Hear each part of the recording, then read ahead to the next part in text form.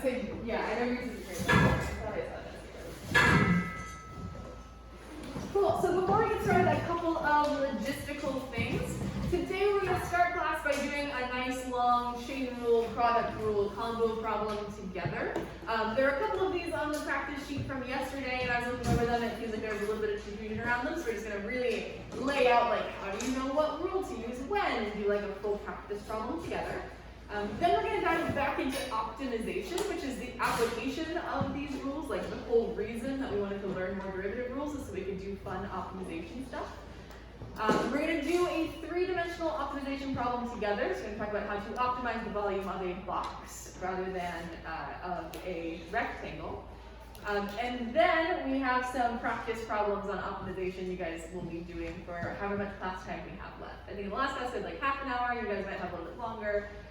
Just depends, and that will be sort of a choose-your-own-adventure situation.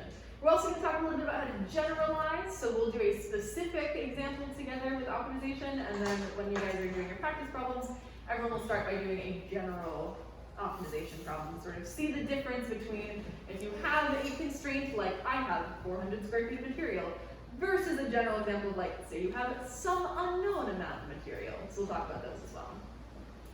Tomorrow we're going to be doing non-geometric optimization, so taking what we've learned today and earlier this week and applying it to other situations. We'll be doing a fun little activity and some more practice problems there. And then next week we will introduce our final project of the trimester, which is a craft your own optimization problem project. Just so you all can plan ahead accordingly, please note that you will not have any missed homework over Thanksgiving break. So those of you who are doing like college stuff and jerk stuff will have Thanksgiving break. I know it's like a really intense crunch time for both of those two experiences. So as you are planning your Thanksgiving, just know you will not have any missed homework to juggle. Your request will be on Monday. I'll send an email out to everyone who is requesting just to remind you about what sections you're requesting. So I'll send you individual emails about what section you are requesting. In class on Monday, we will have some work time for your optimization project after I introduce it to you all. So if you are requesting, you can do it during that time, and do not worry, we will have plenty more work time on this project. Other than that, we have optimizations today, tomorrow, Monday, Tuesday, and we're going to start today by going over a chain rule problem that it turns out is secretly a bit more than just a chain rule problem. So this is number 5 from the practice sheet yesterday. F of x equals x minus 3 divided by 3x to the 4th minus 2x squared. Yes, minus 7. So when you look at this problem, what is the first thing you want to do? What is like your gut reaction, first instinct? What should I do to this to make it easier to manage? What should I do to make this easier to differentiate? What is our first? Yeah, Phoebe, what do you think? I like the U and the F. All right, so the first thing we want to do is see is this a U substitution? Is this a chain rule problem? And if it is a chain rule problem, what is my U and what is my F of U?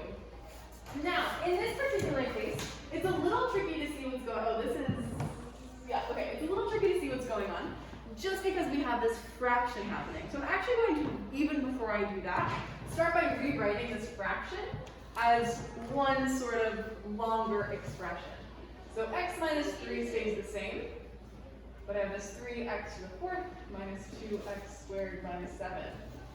What is my exponent for a quantity that was in a denominator? How do I take something that was in a denominator and turn it into an exponented thing? Yeah, the -1. So these expressions are equivalent. The difference is that I've moved this longer polynomial out of the denominator and raised it to the -1 power instead. And again, those two things are equivalent, so we can totally do that. Laying it out like this, what I'm seeing right off the bat is that U substitution is not necessarily the best move immediately. I'm going to want to use it. I've got a -1 and a function, so this is a U sub. But the bigger function thing we're doing here, like if I want to add some additional parentheses, I have x to the third, and I'm multiplying it by the whole quantity, 3x to the fourth minus 2x squared minus 7 to the negative first power. So even before I use sub, I'm noticing right off the bat that I've got some function, I'll call f of x, and some other function, I'll call g of x, and these are being multiplied together. Does everyone see that? So before I can even think about the chain rule, I need to start with the product rule. So nice little throwback moment to the product rule, which we haven't seen in a while. Can someone remind me what the product rule says? What is the product rule? Maybe flip back in your notes. Remind yourselves.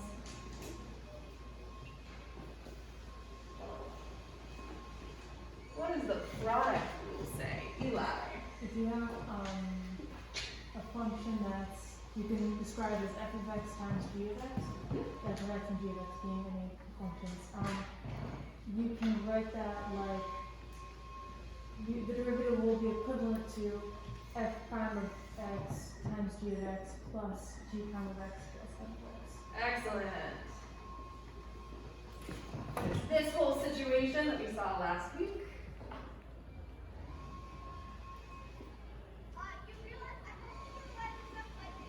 So, I can take the derivative of the first function, multiply it by the second function, then add the derivative of the second function multiplied by the first. This is just my product rule from last week. So looking at this, I know I need to identify an f and a g, and I need to find their derivatives. So I've got some f of x, I want to find some f prime of x, and similarly I have some g of x, and I want to find some g prime of x. As identified up here, my f of x is going to be that first function, x minus 3. What is the derivative of x minus 3? Jesse? 1. Excellent. And my g of x is this other function, 3x to the fourth minus 2x squared minus 7 to the negative first power. What is the derivative of 3x to the fourth minus 2x squared minus 7 to the negative first power? Eli. You can write that as two more functions if you want. Yes! You can write that like, I don't know, so like maybe you could describe h of x as being 1 over x, or that's x to the negative first, or, and then I of x is 3x to the fourth minus 2x squared minus 7. Yeah, so this is now a chain rule problem because we have a function inside of another function. We have a 3x to the fourth minus 2x squared minus 7 inside of a negative 1. So Eli suggested I could find some h of x, which is great. We can also use u, because we were using u earlier. So this chain rule, just to rewrite it, g of x equals 3x to the fourth minus 2x squared minus 7. That whole thing is taken to the negative first power. Eli, remind me what you said you want our u to be? U should be 3x to the fourth minus 2x squared minus 7. Love it. And then your other function would be x to the negative first. Excellent. So we have u and du, and then we have f of u and d f du. So u, as Eli said, 3x to the fourth minus 2x squared minus 7. Eli, what was the derivative of that function? 12x to the second minus 4x. 12x cubed minus 4x. I think you said it the second, but it's a 4, so cubed. Yep. Oh yeah, you're right. My bad. And then f of u, this is my u, so the function is being taken to the negative 1. And what is the derivative of u to the negative 1? What is the derivative of u to the negative 1? Amos. Minus u to the negative second. Yes, negative u to the negative second power. Excellent. Now I can apply my chain rule, which has my derivative. Yep, the x is equal to df du times du dx.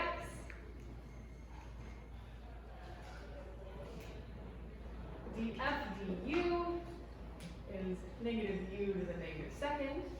And I am multiplying it by d dx, which is 12x cubed minus 4x. Am I done? Is this good enough? I see some shaking heads. Why not? Other than the fact that that was obviously a leading question, and you all know the answer is probably no. Saoirse. There's still a U. There's still a u. How do I get rid of you, Saoirse? Wow. So I realized as soon as I was about to say it that it was only going to sound terrible. How do I remove It's a the good thing u? we defined U earlier. Yay, it's such a good thing. So we did define u earlier up here in orange. So I'm going to take my defined u and stick it in down here. And when I do that, I am left with negative 3x to the fourth minus 2x squared minus 7 to the negative second times 12x cubed minus 4x. This is not able to be simplified anymore. This is as simple as it gets because those two functions have no commonality, right? Like they're two totally separate functions, totally separate things going on. We don't need to worry about expanding or doing anything crazy to them. It's gonna look gross, that's fine. So this is great because we finally have our g prime of x, which we needed for this rule. So now I can go back and finish my product rule. So I'm not done yet. I just took a little detour.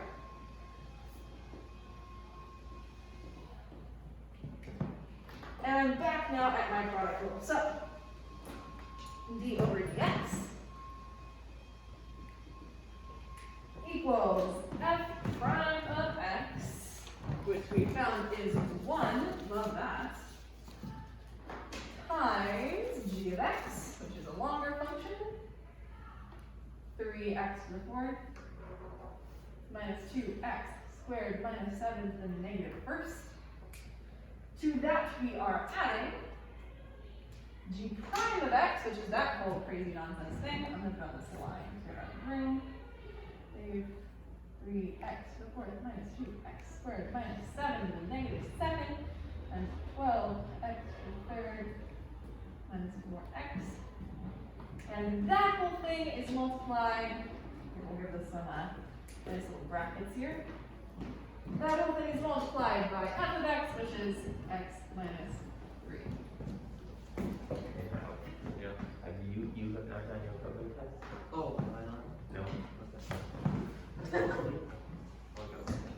Yeah, you can go through it. Goodbye. Well, sorry to disturb. No worries. So, we have this long, gnarly, messy function thing that you do not have to simplify. You don't have to expand it. You don't have to do anything else to it. This is a perfectly okay answer. The only thing I ask you to do is take out this root 1 because it's useless. I will, just to sort of show the less gnarly format of it, go ahead and turn my negative exponents back into, like, fractions, and we'll just see what that looks like when we do that. And I should have given myself way more room than this. There we go. So up here we have 1 over, this is the negative 1, 3x to the fourth minus 2x squared minus 7. And we are subtracting, because of our negative sign here, 12x cubed minus 4x is on top. So is our x minus 3. And in the denominator we have that 3x to the fourth minus 2x squared minus 7. And that is squared. So again, you do not have to put it into this fractional form if you do not want to. It is just an additional step. I like doing it because I do think it looks a little bit neater than all the crazy stuff going on up there. Let's go ahead and check our work. Let's go ahead and use Desmos like we've done in the past to make sure that this like crazy, insane, gnarly function is actually the crazy, insane, gnarly function that we want. So we're going to go ahead and do a quick Desmos check.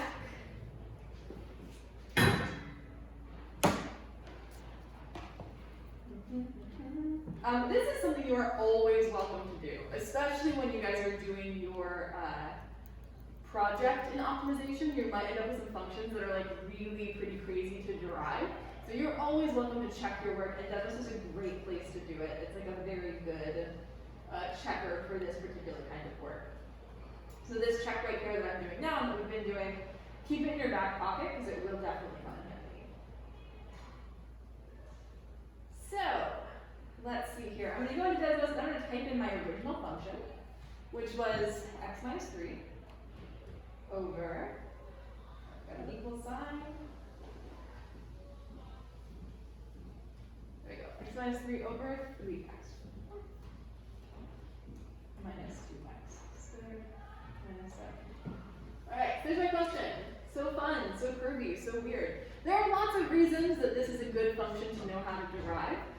The more complex mathematical models you build around different things in the world, the more complex the functions you get and the more complex things you will want to be able to derive. There's an interesting mild thing I need to overhaul a little bit. There's some climate change stuff you can do with data that requires chain-rule derivations. So we'll be taking a look at that at some point, probably post-Thanksgiving, which should give you guys like a nice real-world application. Like I said, I did do some work with the actual numbers. It felt a little contrived the last time I did it, so I'm trying to make it feel more realistic. But here's this cool function. And the derivative of this cool function looks like this.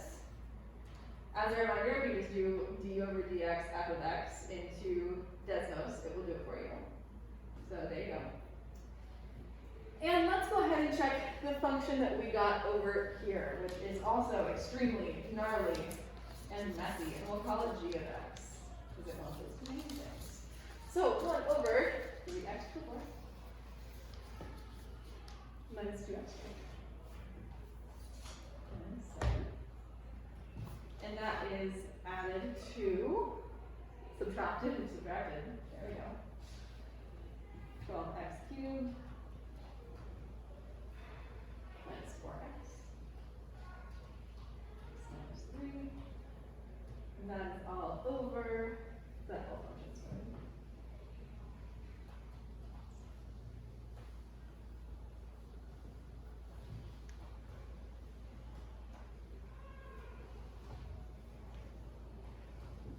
Oh, thank God. I'm always a little relieved when it actually works, so it's like how terrible would it be if we made a mistake and had to go back and find it.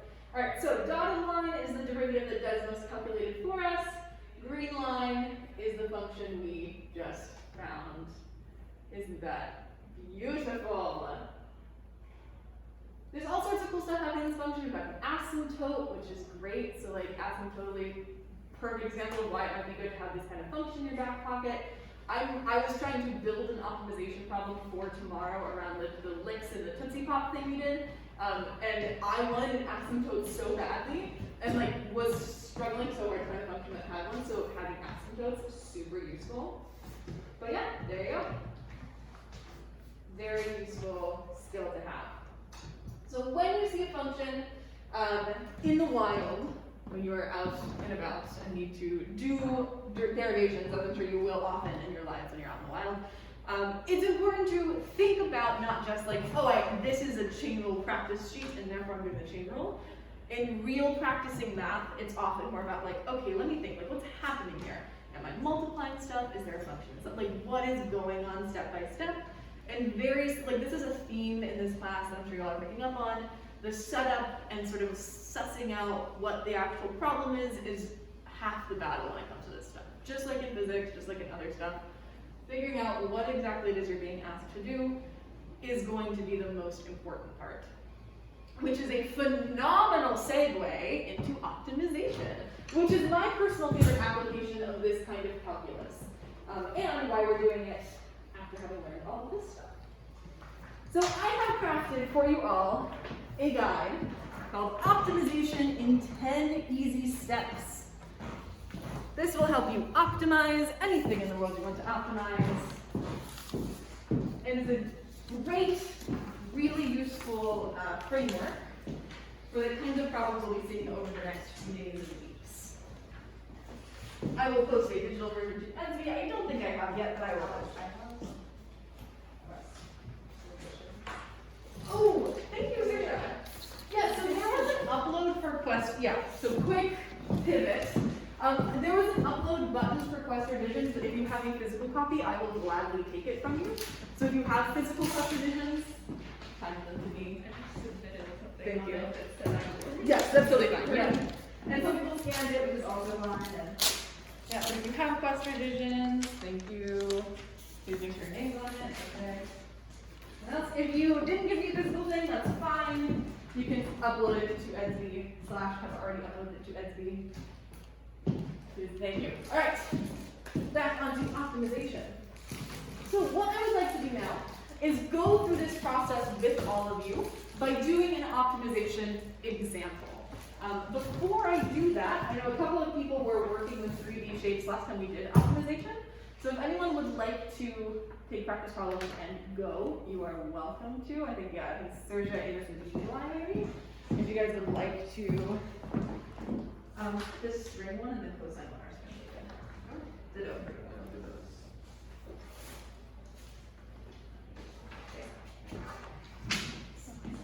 Eli, would you like problems or? There you go.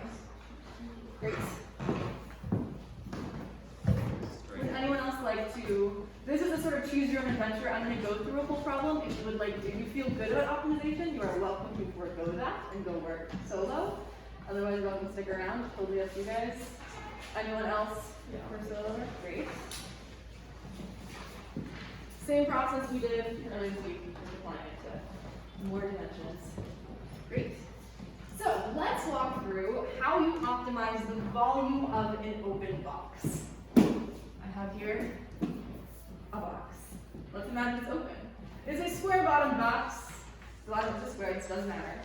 And it has some height of sides. Now the question is, if I am given a box with some surface area, how do I optimize its volume? So I'm going to go ahead and pass out the sheet to you all.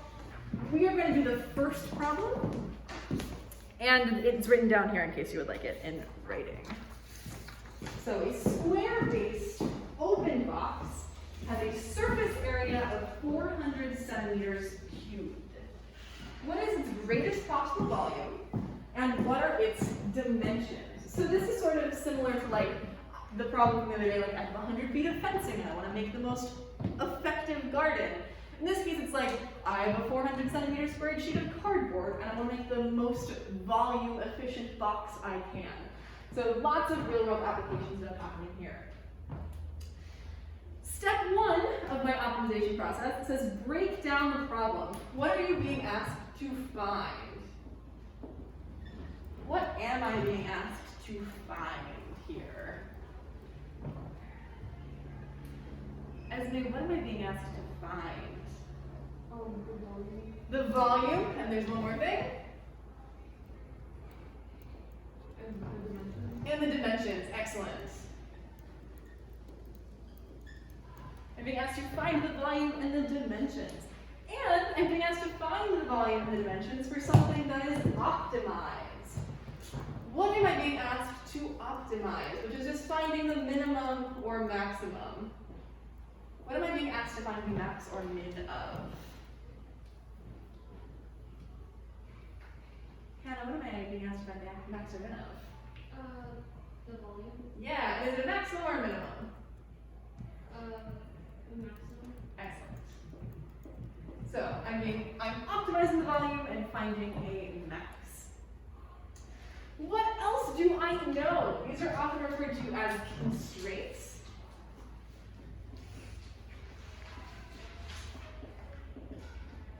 This is like, what is the problem telling me I have to work within? What am I being constrained by? In the case of this problem, what am I being constrained by? Emmett. Surface area, Surface area, yes. And what is my surface area? 400 centimeters squared. Thank you, 400 centimeters squared. So I want to find the volume and dimensions. I want to optimize the volume, make it a maximum. And I have the constraint that surface area is 400 centimeters squared. Step 2 for my optimization says draw a picture to represent the problem if you can. This is not always going to be possible, that's fine, but especially for the geometric stuff, it is often going to be very, very helpful to do this. So I'm going to draw my nice little open-faced box. We're going to all get to experience my amazing 3D drawing skills.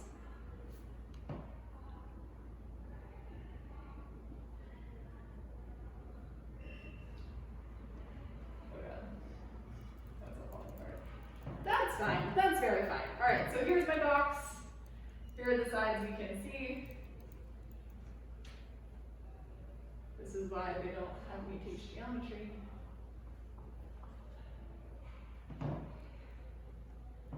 Boom. So it's just a small monkey. It is a square-based box that is open at the top. It has no lid, which is going to matter when we outline some calculations. So there's a beautiful picture. Number 3, choose any additional variables you might need to solve the problem. So you can think of this as like, I'm going to mark up my picture with any additional stuff that might be useful. What is the stuff to note on this picture? What are variables I care about? Things like dimensions, maybe. What are some variables I can name that I care about? What dimensions of this box matter? What's a variable I care? Like how should I label this? Well, it's a cube, so it's in 3D. It's in 3D, yeah. And as you said, the base is you said cube, but it's just a square base. So the two base sides have the same length. So I'm going to go ahead and label those two sides of the base as x, because that was one of our constraints, is it's always going to have a square base. It's never going to be, it's always going to be square. My height, however, can vary. It's not always going to be x.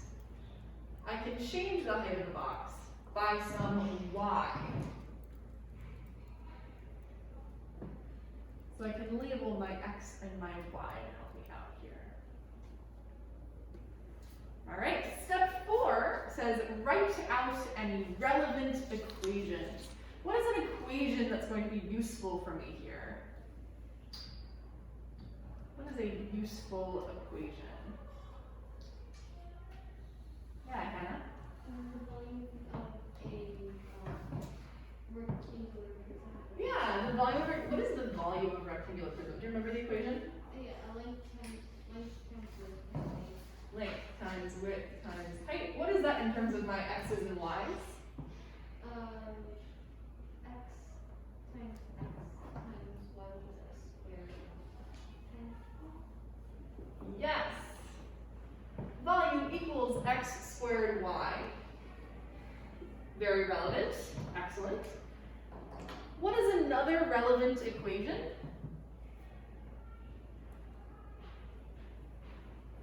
What is another equation for something I know?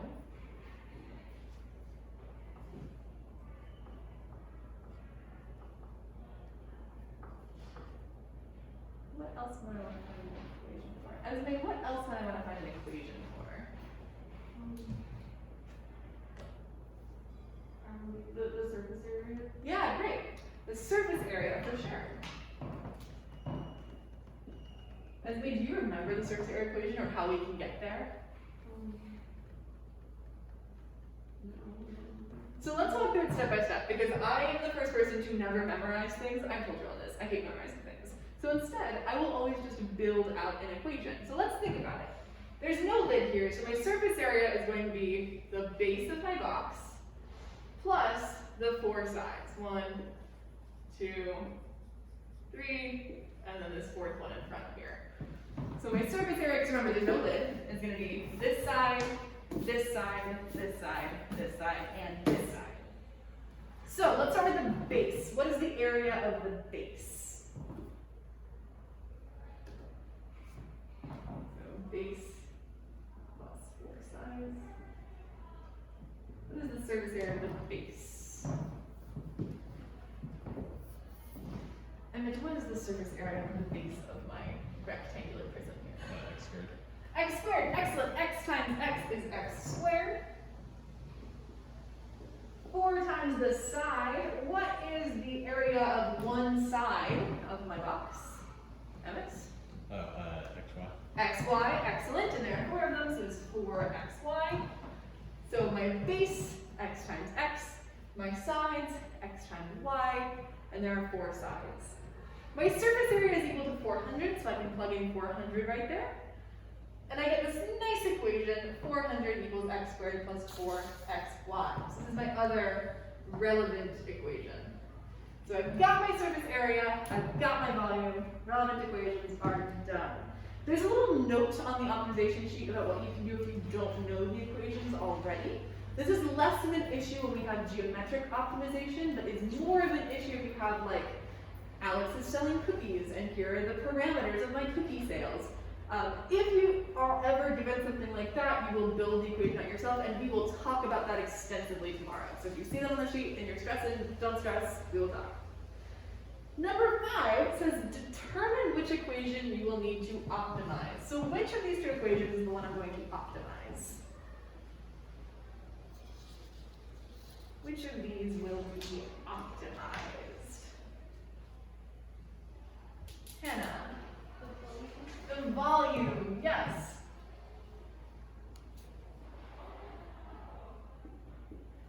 And we've talked about before, if I want to optimize something, let's say the volume equation looks something like that, the max is here. What do I know about this maximum point? What is special about this point? Phoebe. The velocity of that one. Wait, no, that's super. Right, but like, so velocity is related to position how? Let's just generalize. Yeah, the derivative of position. Yes. Excellent. So the derivative is equal to 0. So at a maximum or a minimum, if I had like another little point down here, same would be true for this guy down here. At any maximum or minimum points, your derivative is going to be 0. So if you're going to optimize, we want to find dv, dx, and where it is 0. That is our goal. Because we're saying, okay, we know that the volume can be graphed as some function. And if we want to find where the maximum is, we can do that by finding where the derivative is 0. Because those two things are the same. Max point, derivative 0, same situation. So this means, step 6, I want to find the derivative of this equation. So I want to find the derivative, dv dx, of the volume. Can I do that right now?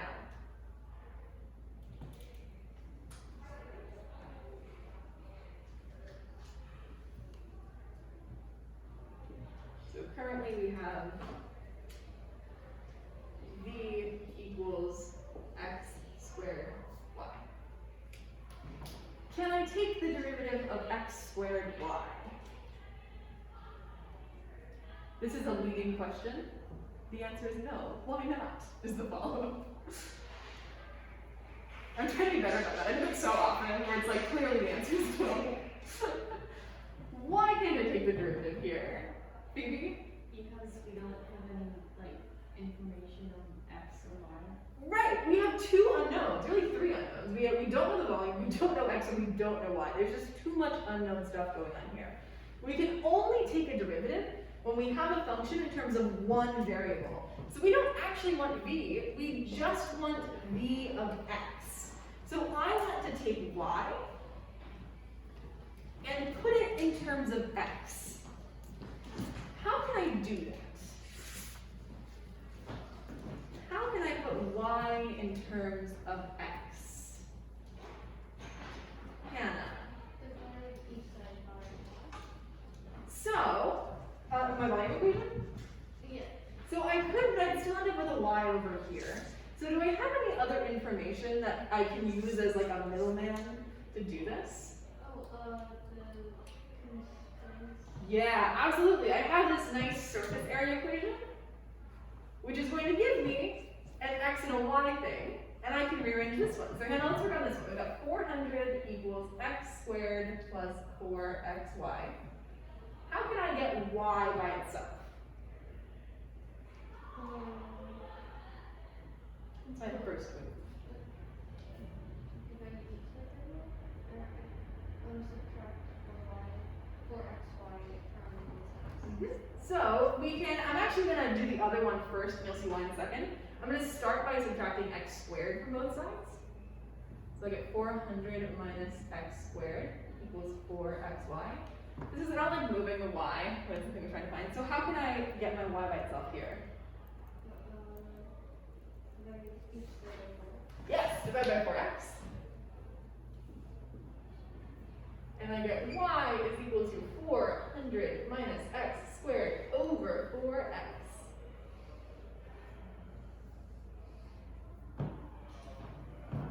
That can now be plugged in for my y.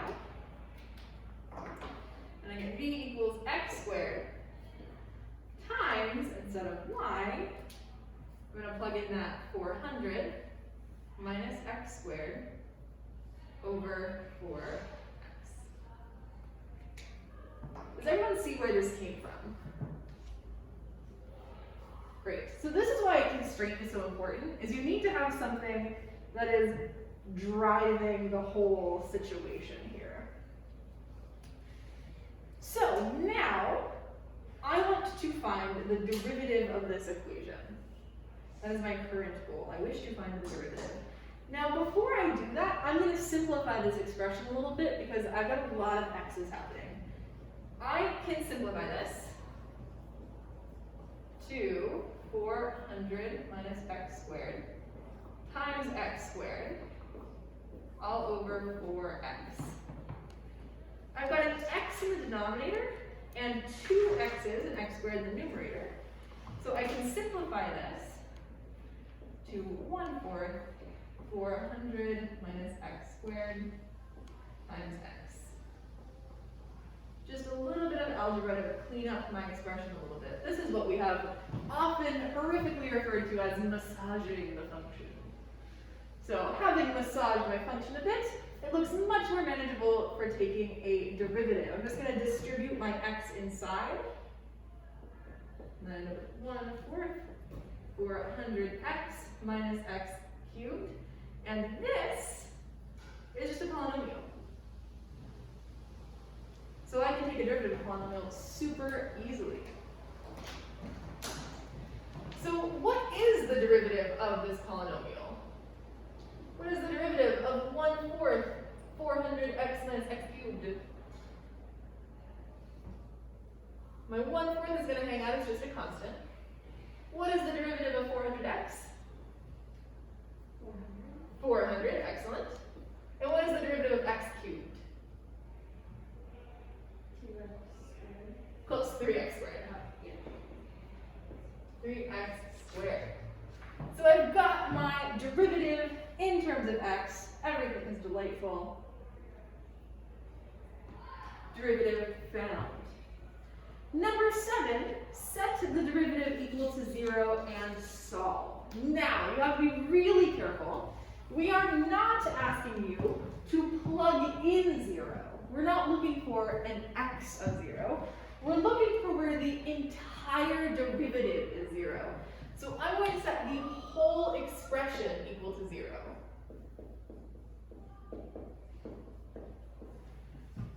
Just like that. This is where we get into the you might need to use the quadratic formula bit, because sometimes when you're finding zeros, you may need to. I don't think we'll need to in this case. Let's do some algebra here. I can multiply both sides by 4 to get rid of 1/4, and that I end up with 0 equals just 400 minus 3x squared. Add the 3x to both sides. Here x squared equals 400. X squared then equals 400 over 3. And I end up with x equals the square root of 400 over 3, which I believe is like 11 and change. We can do that calculation. So just some algebra there at the end to wrap it up. 400 divided by 3, square root, yeah, it's 11.5 centimeters. So we just found out from my dimensions, x equals 11.5 centimeters. How can I find y? I've got my x, how do I find my y dimension? Hannah? Excellent. I luckily have equation right here that can do it for me. So I'm going to plug in my x right here.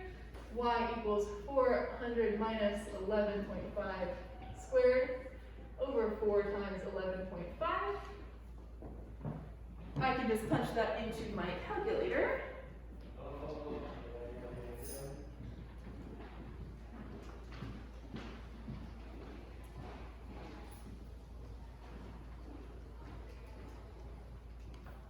And I get 5.8 centimeters.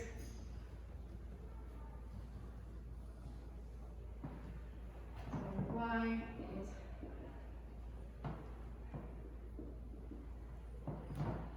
So it's like a nice little like short stubby box. Last but certainly not least, I can plug both of these into my volume equation to find the volume. That's just x squared times y. And I get about 767.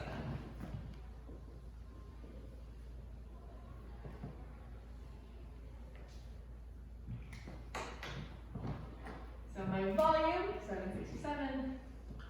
My dimensions, 11.5.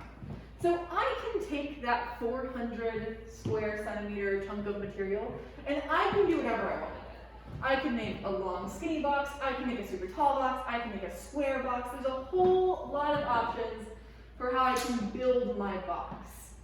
What this has told us is that to get the greatest volume inside of the box, what we really want is 11.5 centimeters by 5.8 centimeters. That will get me the greatest volume. Looking back at my optimization kind of steps, if you have more than one answer, determine which is the correct one. If you had a function like this, you might get 2 answers because it has 2 different points with a derivative of 0, so you can always check and see which one's actually maximized. And finally, we want to check our answer by graphing it. Like I said earlier, this is a super powerful thing. Desmos is excellent at this. You guys should take full advantage. We're going to graph the function and see if our graph tells us that we got it right. So I'm going to graph the volume, and I'm going to plot specifically the volume function that is only in terms of x. So that is that 400 minus x squared. 400 minus x squared. Oh, let's simplify it. 1/4. 2 by 2. 1/4. 400x minus x cubed.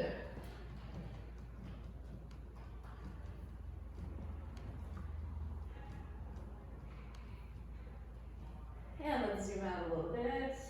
Here we go.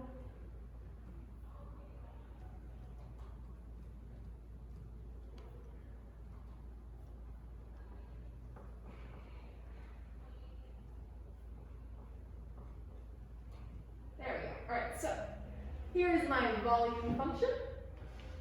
And we can see it sure enough peaks at x equals 11.5, just what we found. And the volume there is 769. We got 767, that's just rounding error. So, optimization in 10 easy steps. Questions on this process? I know it's a long process. It is something that will get easier the more you do it. And it's also a deeply powerful process. Like, it is a very good, very useful thing to know how to do.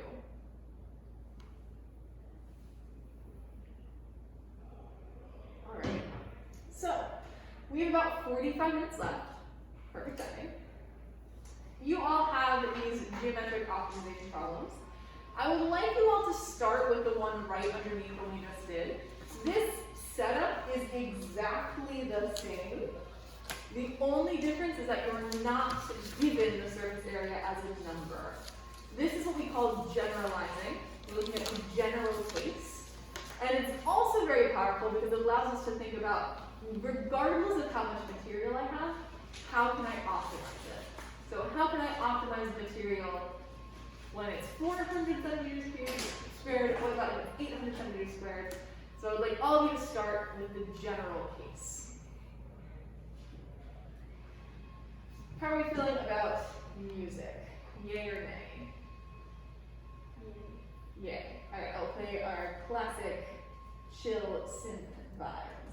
And if you all would like to have no music, you're welcome to head wherever else, should your heart desire.